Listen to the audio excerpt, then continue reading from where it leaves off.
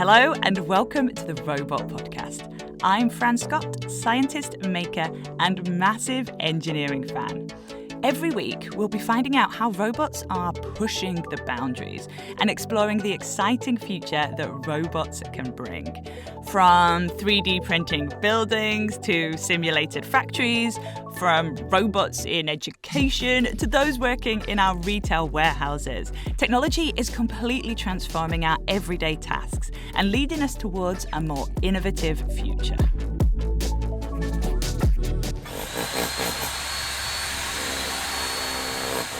Construction is a big industry, like really huge. If we think of it this way, worldwide, the industry needs to build 13,000 buildings each day between now and 2050 to support an expected population of 7 billion people. And that's just those living in the cities. And as the world pays more and more attention to the climate and our consumption of energy, it's becoming more and more crucial that our construction is sustainable. In the UK alone, the construction industry accounts for 13.5 million tonnes of carbon dioxide emissions. So today we're going to be finding out how we're building a more sustainable construction industry and how robots are helping us to do just that. We'll be hearing from world-renowned architects Zaha Hadid, Ulf Hakansson from Sweden's largest construction company Skanska, and from ABB's very own Andrea Cassoni. But first, we start in Vienna.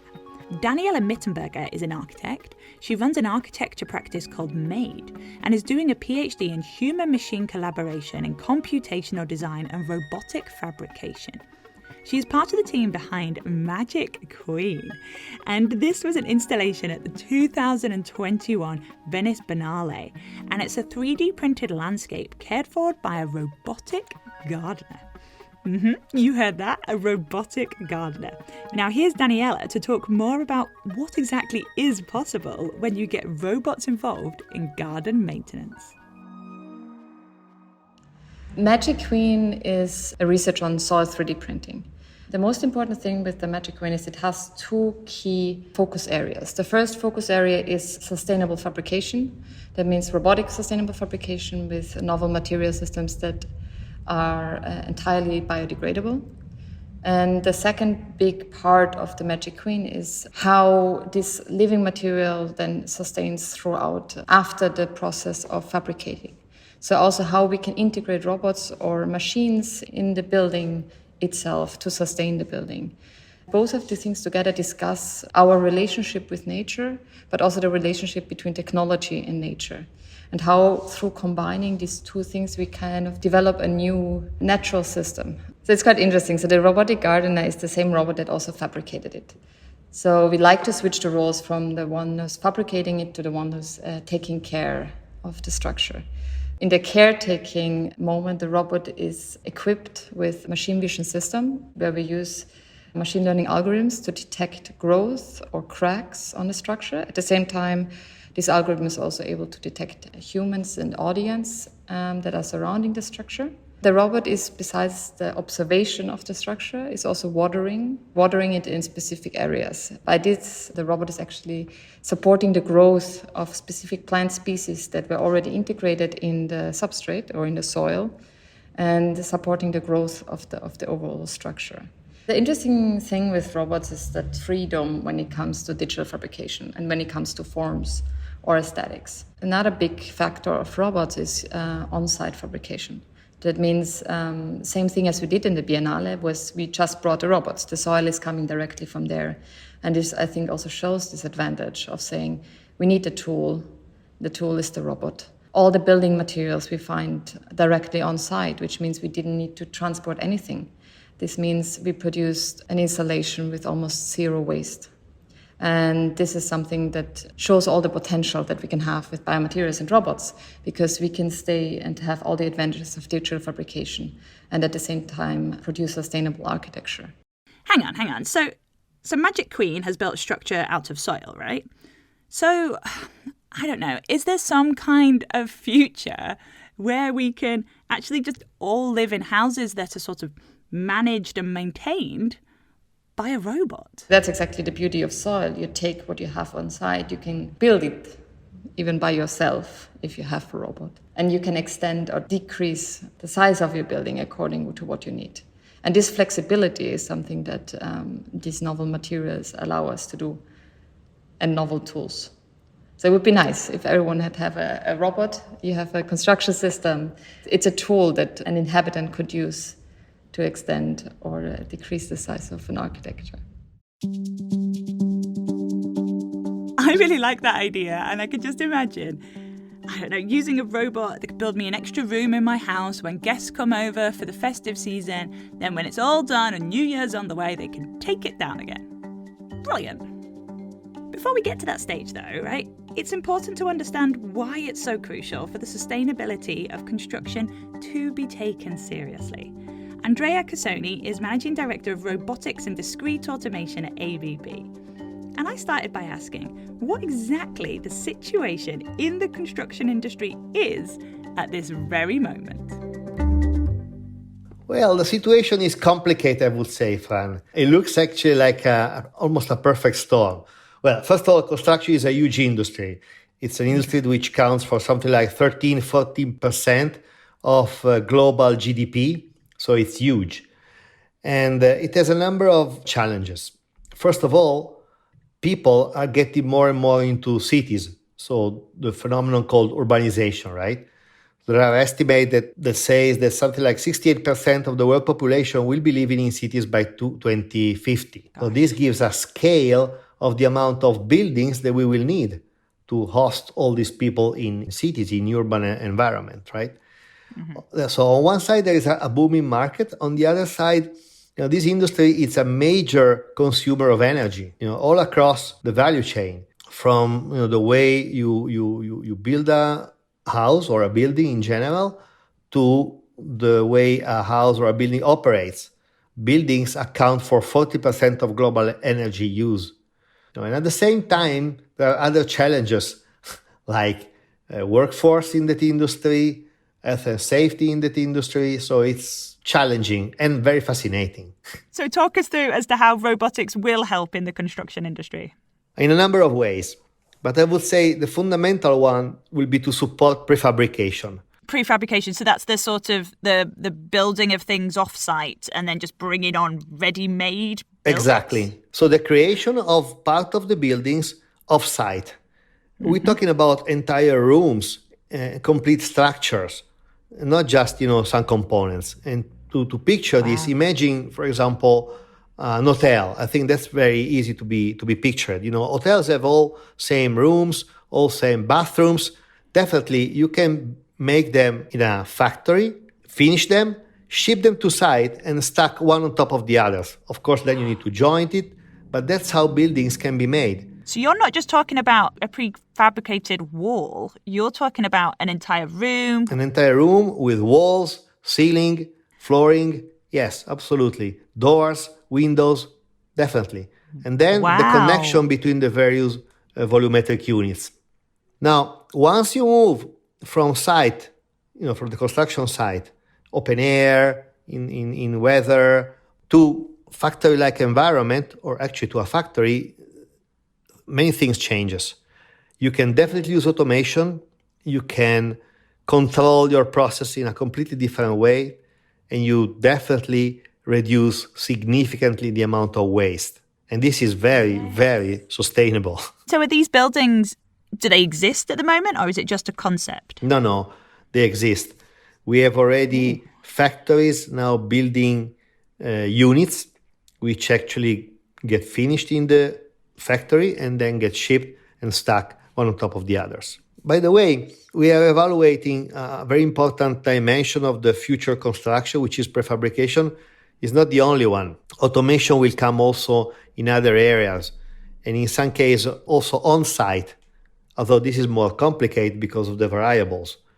But we already have robots working on-site, doing some jobs, for example, which could be pretty dangerous. A good example is, we got robots right now drilling in the elevator shaft, so that then you can put the elevator in the shaft. And that's a complex, delicate, work for a person. It's dark, it's at height. But for a robot, it's okay. And so robots are doing that on site. What are they doing in the factories? Are they basically building these modules? Yes, they build the modules on factories. Then there is a way somehow in the middle, because you can have robot in sort of, control environment, like mini factories or mini units close to site to make some kind of work into a control environment, but not in the open air. We have already robots doing some kind of activity like 3D printing, concrete in this case, or cutting tiles, close to site in a closed environment, maybe in a movable mini, let's say we can say mini factory, to bring process control into the construction. So I'm sorry, I'm just trying to get my head around it. So in these prefabricated units, the robots don't just make the big structure. The robots may be cutting the tiles, doing the tiling, like fixing the taps. Where do they stop, I suppose? No, the fundamental part is making the structure. Right. Okay, making the structure with all the possible variables, one door, two door, one window, one small window, a big window, doing the ceiling, doing the flooring, or if it is a steel structure, doing the welding. That's one part of the story. And the other one is activity that can be performed on site in addition to this one. And then it's really a matter of which type of building are we making. Is it a completely new one? Is it maybe a renovation? Because, there is all kind of possible activity in construction, right? So there will be lots of new building, considering the urbanization, but there will also be lots of renovation, right? Because of maintenance and because we're looking for more sustainable building as well, right? So part of the job cannot be done in prefabrication, must be anyway done on site. But sometimes robots can help there as well. One of the things that I really, really want to talk to you about is this 3D printing, because this just gets me super excited in terms of, I'm going to call it full-scale 3D printing. And I know we chatted a lot about that in Series 1. How's it going? How has it developed? How's it moved on since we last chatted? We continue to see development in that area. It happens in two ways. One is the 3D printing of some elements of a house. You can do, for example, non-linear walls, which is extremely, extremely difficult to do without automation, without robots, actually. So this continues to happen. But also now we see more and more entire homes 3D printed. So small, affordable housing, they are popping up more and more around the globe. Lots of constructors are experimenting possibility in that sense. And this addresses, both needs. A more sustainable world, because obviously with 3D printing, you just use in this case, the concrete that you need. The waste is minimized, but then also labor shortage. Some of the most visionary and forward-thinking constructions of the last 100 years, and some of my favourite, have been at the hand of Zaha Hadid Architects. This is, of course, the company formed by the legendary Iraqi architect Dame Zaha Hadid. And as we've heard, 3D printing and on-site fabrication are techniques of the future. So it totally figures that these are techniques that Zaha Hadid are incorporating into their projects. Two projects that we've been working on, like for the last year at least, kind of maybe exemplify this interest in physical and social sustainability. One is a project in Honduras, which is a residential development, a pilot project, like it's on a remote island off of the coast of Honduras. And the other is a collaborative project with Block Research Group and Incremental 3D and Wholesome, which is a 3D concrete printed bridge, prototype for a bridge. So both these projects are kind of experimental, but they involve, on the one hand, like robotic manufacturing, and the 3D concrete printed bridge, we are kind of reinventing or revisiting historic masonry principles and saying all the things that we have discovered as a society with masonry construction can actually be upgraded and with the use of software and made relevant to 3D concrete printing, which is in a way artificial stone. And the benefit of 3D concrete printing is that like you can make the stones hollow, right? Like so you can precisely place material where it is needed. And the other benefit of masonry construction is that it can be dry jointed so that you don't need glue.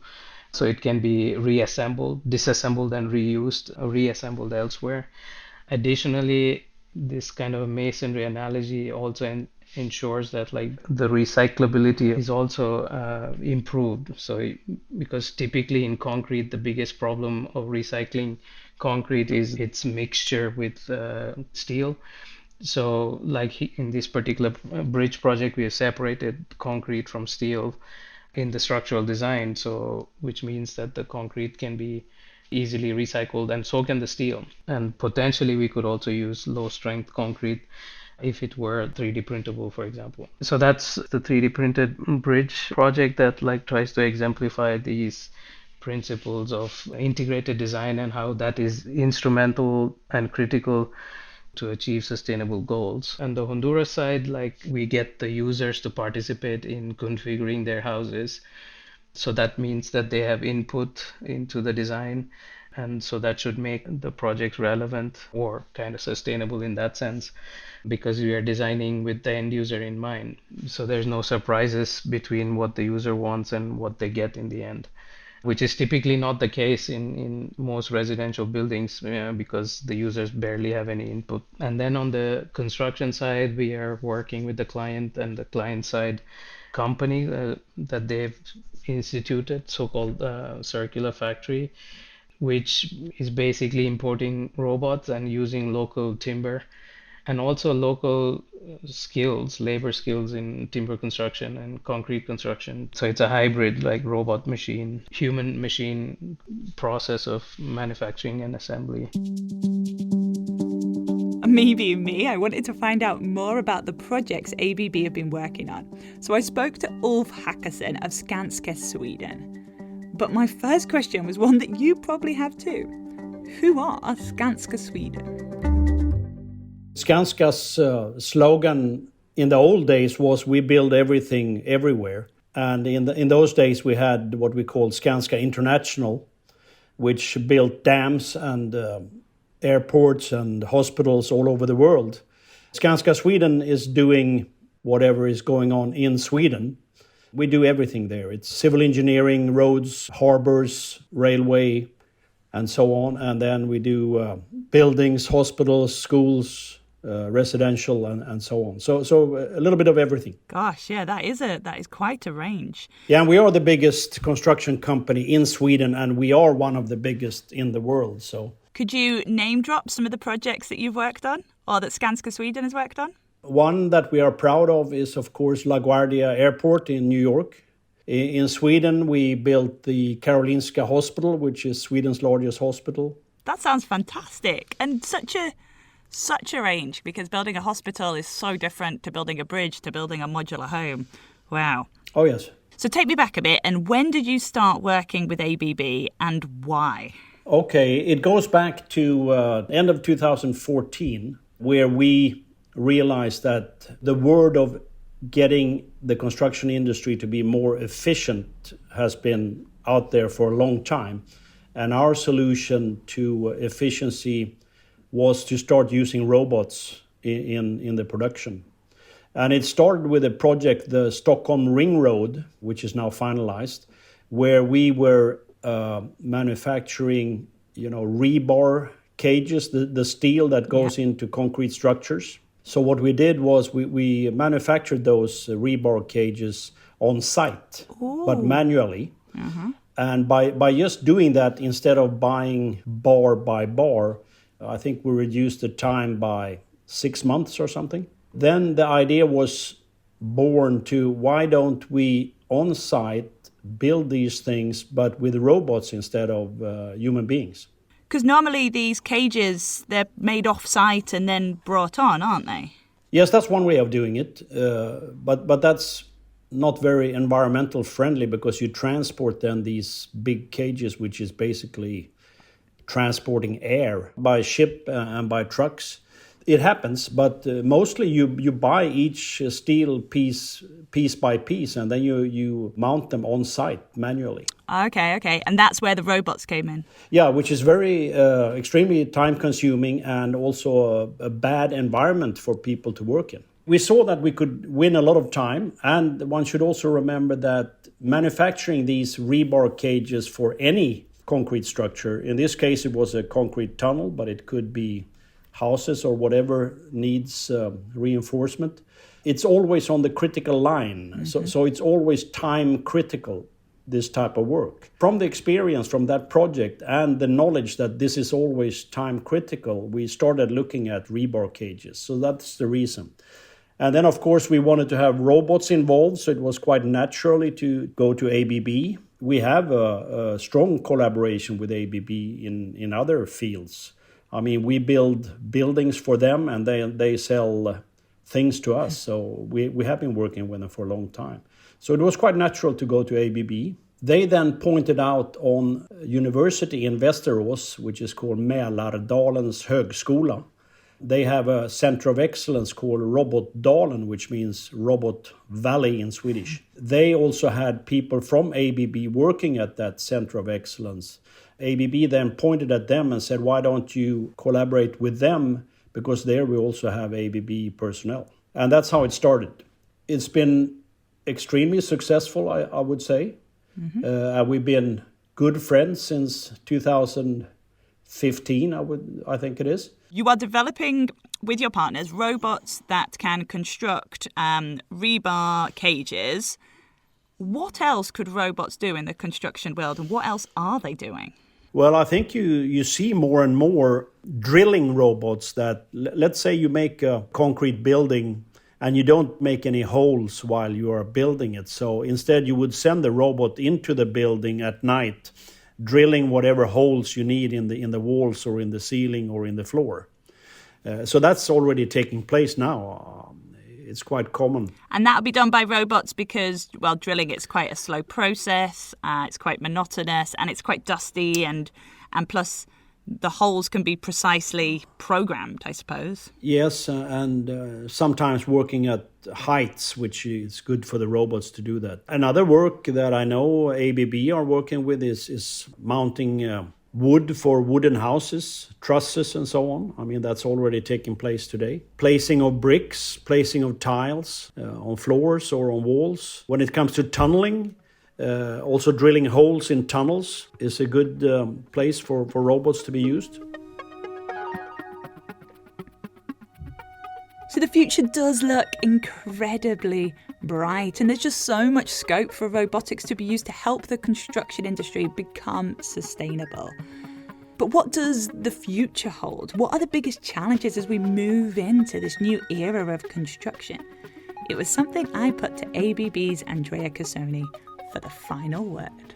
It's very difficult to imagine any other way, to have construction tomorrow. It starts with the lack of resources, of people. So at the end, it will go right. Let's try to minimize the pain in getting to the point when it's right. So let's try to plan it right well from the beginning. So we must have an entire ecosystem, an entire industry moving together in the same direction. So architects, the maker of materials, construction companies, machinery companies. It's a pretty big effort. But somehow, if nothing else, the need for a more sustainable construction and the lack of labor will bring all of us there. So if I need to imagine a construction in the future, I would imagine a construction where somehow things are planned from the beginning to be made in an effective way. We don't waste material at all, zero waste. What we use is strictly what is needed, nothing more. And that we can build on-site effectively with the resources that are needed to complete the job with the minimum use of energy across the life of a building. And it's all driven by this need that we've got at the moment with that increased urbanization, with the lack of workers that are there in the industry, and also just in terms of the The need, basically, to build more buildings and not having the people to build them means that all the different companies in construction have that same problem, will work together, and will make this innovation work. Yeah, I have no doubt it's going to happen. It is going to happen. Are you excited about the future? Yes, very much. It's going to be fun and interesting for all of us. This industry has been with mankind since the beginning, right? And now, in our generation, I guess, we'll see a major change. I think this is exciting. It is really exciting. He is totally right. And in particular, I'm excited. I don't know why. Maybe it's my love of concrete, but this 3D printing really excites me. I suppose not just from a sustainable housing point of view, but when you can use it for things that you don't expect, like the bridges.